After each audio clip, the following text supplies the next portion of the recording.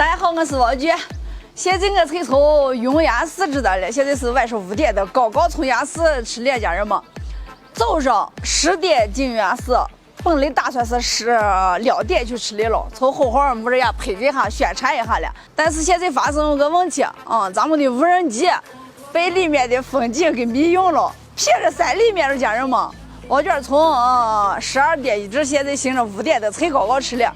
以前的时间是没吃没喝，我刚刚给咱们工作人员反映了，咱们工作人员现在是要这个积极配合，你说这个有可能行车。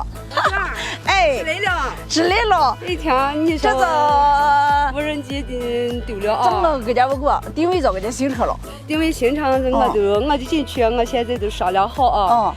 全力配合你把这个无人机。今天你来也是我云阳市宣传的啊。我这遇到这个意外嘛，我都进去要全力的配合你。你想让咱们配合，我给他配合啊。那行，你一说我就心里猛一点，我从那边不麻利了。那不了不麻了周3年，明天早上家我早先过了5点的嘛5点现在太迟了。这山里面说黑就黑了，早从明儿出去。早上家我把人给请好，组织好，你2个来给咱们配合，我去咱们配合啊。那行，我给大家全程直播。首先，不管飞机行车嘛没行车，非常感谢从云阳市工作人员的积极配合，家人们，你一配合我心上猛正然了。这就是行车行不车人心上给他很暖心啊。加上10点到5点，人这我没背我嘛，这谁人也没背谁人，还把人整那个了啊，家人们这主要是把里面配上素材全配了素材全在这个飞机上了。就是我就进去来，领导了都说哈，这离你这来几个实习地形的啊，明天带上就是根据你的地理坐标啊，行啊，那行，刘志从知道是不是经常撇飞机？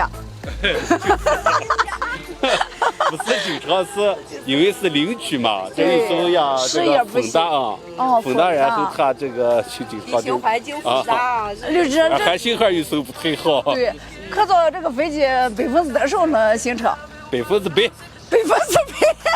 家人们，刘志说100%，我就要100%，心里踏实了。这尽力而为。那行，咱们最大的这个努力啊，还有咱们临场的这个人，咱们咨询一下，请教一下人家，因为人家这个领区这个地形，毕竟人家实习嘛。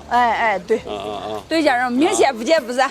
王娟全程直播，感谢从云阳市工作人员对王娟的支持。感谢王娟对咱们云阳市景区的支持宣传。好，那些明显不见不散，家人们啊！王娟直播然后咱们的工作人员还有王娟一打的从一打新飞机，好了，亲们。